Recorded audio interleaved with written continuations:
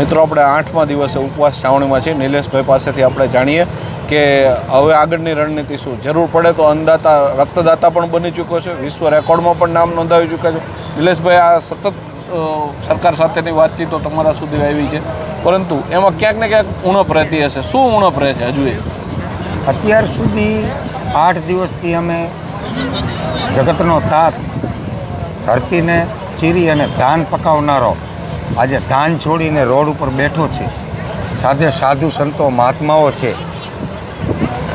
ત્યારે હું મર્યાદાની ભાષામાં કહીશ કે આજે 8 દિવસથી જગતનો તાત બેઠો છે તો સરકાર એને સિરિયસ નથી લેતી. વારંવાર સરકારી તંત્ર દ્વારા અહીંયા રજૂઆતો કરવામાં આવી છે, સરકારશ્રી તરફથી આમંત્રણ આપવામાં આવ્યું છે મૌખિક, પરંતુ અમને જ્યારે સરકારમાં જઈએ છીએ ત્યારે ખેડૂત લોકો જાય કે અમે લોકો જઈએ તો કાયમ સરકાર અમને કહેતી હોય છે કે આપશ્રી અમને લેખિતમાં આપો. કાંઈ પણ અમારે પરમિશન લેવી હોય, કોઈ ધરણા ધરવા હોય તો સરકાર અમારી પાસે લેખિત માગે છે.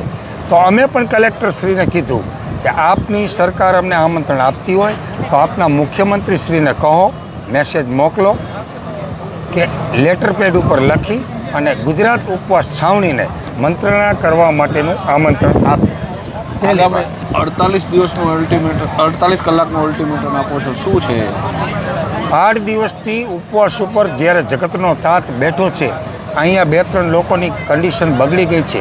આજે 9મા ખેડૂતનો સામેલ થયો છે અમરનાથ ઉપવાસમાં.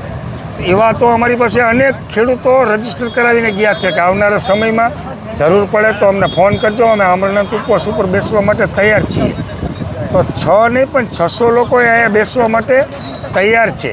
એટલે સરકાર અમને નોર્મલ સમજતી હોય તો અમે નોર્મલ નથી.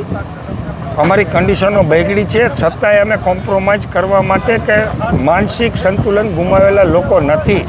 અમે મજબૂત છીએ અને તાકાતથી લડવાવાળા છીએ અને ન્યાય અને અધિકાર માટે લડવા બેઠા છીએ. અમે કોઈ ભીખ માગવા નથી બેઠા.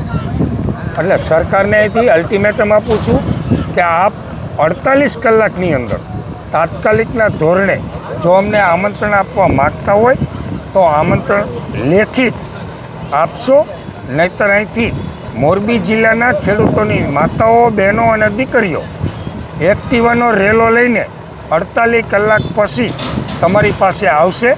તમારી પાસે સમય ન હોય તો અમારી પાસે ફૂલ સમય છે અને સમજણ છે. અમારી ખેડૂતની દીકરીઓ અને મહિલાઓ તમને સમજાવશે કે ખેડૂતનો પાવર શું હોય. આભાર નિલેશભાઈ.